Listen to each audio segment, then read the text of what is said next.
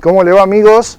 Bueno, sabemos que en el día de ayer se publicó el nuevo índice de precios al consumidor correspondiente al mes de mayo 2021, que fue del 3,3, lo cual, bueno, dio fundamentalmente pie para tomar conciencia, primero, de que los últimos 12 meses la inflación es del 48,8%, muy cercana al 50% anual, que en el año 2021 tuvimos, en lo que va de este año hasta el 31 de mayo, una inflación del 21,5%, que en el correspondiente análisis del ranking de países con mayor inflación estamos sextos, somos el sexto país con mayor inflación del mundo. Primero Venezuela con el 6.500% anual, Zimbabue segundo con el 623%, Sudán 142%, está tercero, cuarto el Líbano con 86%, quinto está Surinam con el 49,77% y nosotros sexto puesto holgado con el 48,8%. ¿Qué significa tener la sexta inflación del mundo? Significa que vamos a estar, ya estábamos y vamos a estar un poquito más pobres. ¿Por qué? Porque la inflación es una fábrica de pobres. Aumenta la pobreza y lo hace debido a que castiga mucho más a los sectores más necesitados, a los de menos ingresos. ¿Por qué? Porque lo que más aumentó, los componentes que más aumentaron en la cantidad de productos que integran la canasta digamos, la canasta alimentaria, es lo que más aumentó. Los alimentos fueron los que más aumentaron dentro de la cantidad de productos que tuvieron un incremento. Entonces, como los sectores más necesitados, los sectores más bajos económicamente de nuestro país, son los que consumen mayor cantidad de alimentos en proporción a sus ingresos, quiere decir que los más perjudicados son los sectores económicamente más pobres. Y acá se acaba un poquito el relato, porque este gobierno con un progresismo, yo diría un falso progresismo, en donde se intenta favorecer a las clases que más lo necesitan económicamente, termina generando una inflación que, como sabemos, nos coloca en el sexto país del mundo. Quiere decir que somos un país que no resuelve básicamente sus problemas inflacionarios. Y fíjense ustedes que lo que nosotros tenemos dentro de lo que es Latinoamérica, podemos decir que somos la ovejita negra de la región, porque con el 48,8% nos tenemos que comparar con el 7,2% de Uruguay anual, siempre, en 2 meses tenemos ese índice, Brasil con un 5,4%, Chile con un 3,5%, siempre estoy hablando de índice anual, Paraguay con un 3,3%, Colombia con un 3,2% anual, Bolivia el 3% anual, Perú con el 2,4% y Ecuador con el 0,8%. Obviamente que nosotros encabezamos la proyección anual de inflación del año 2021. Proyección que había dicho el ministro de Economía a través del presupuesto, que la inflación iba a ser del 29%. Luego se corrigió y dijo que iba a ser del 33%.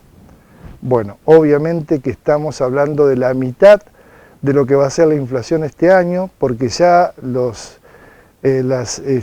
institutos y los entes económicos de mucho prestigio están hablando que nuestro país va a rondar el 60% de inflación anual, a pesar de que están las elecciones en noviembre y que el gobierno se va a preocupar mucho en bajar los índices. Pero claro, imagínense ustedes tener un promedio del 4,05, porque si nosotros proyectamos ese 48,8% y lo dividimos por los 12 meses, estamos hablando de un promedio del 4,06 en realidad, más del 4% mensual.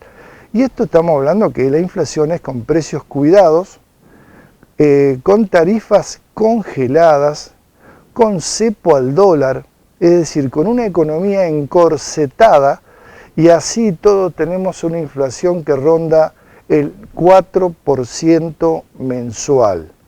Índice que en muchos países de la región este índice es superior al que ellos tienen en todo el año.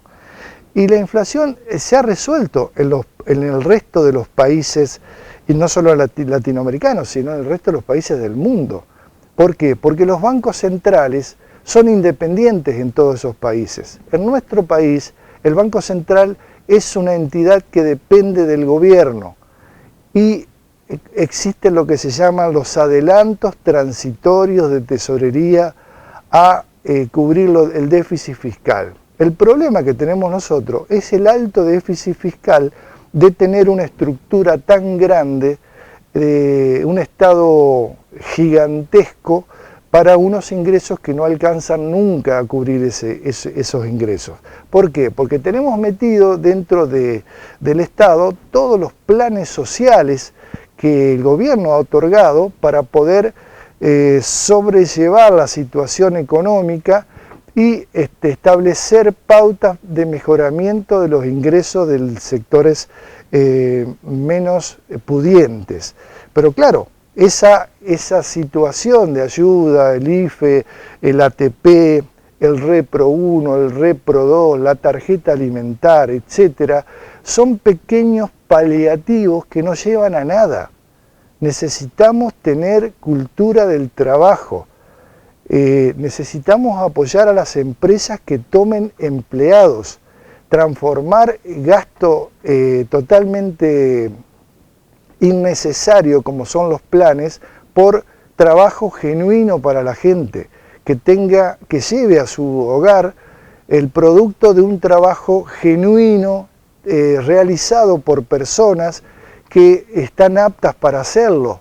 No como ahora que tenemos esas personas aptas para hacerlo, para trabajar, y se quedan en la casa a cobrar un plan social, siendo totalmente improductivo para el país, porque no generan ningún tipo de recurso para que sea contabilizado a nivel nacional, y obviamente que este gobierno y los anteriores, incluido el gobierno de Macri, no han querido realizar lo que se llama la gran reforma que lleve toda esta situación deficitaria a una situación superavitaria. ¿De qué manera? Eliminando todos los conceptos improductivos que tiene el Estado, realizando una gran reforma estatal, realizando una segunda gran reforma laboral, dándole mayores beneficios a las empresas y realizando una gran reforma impositiva. No puede ser que nosotros tengamos 160 impuestos. Acá tengo un paper donde dice que los impuestos que pagan las empresas como porcentaje de sus ganancias, los tigres asiáticos cobran el 25% total, Norteamérica el 30%, los países nórdicos el 35%. ¿Saben cuánto porcentaje de las ganancias cobra nuestro país? El 106%, más del 100%. Estamos hablando de un país que está quebrado, que lo único que hace es generar nuevos impuestos, que no ha pensado en modificar ese déficit fiscal que nos llevaría al mejoramiento de la calidad de vida de los argentinos y a una generación que tenga esta dignidad del trabajo que se ha perdido totalmente. Obviamente que ni este gobierno ni los anteriores es de esperar que los próximos gobiernos tengan en cuenta este tema a efectos de, sobre todo, mejorar la calidad de vida de los argentinos y generar esta cultura del trabajo que hemos abandonado. Muchas gracias y nos vemos la semana que viene.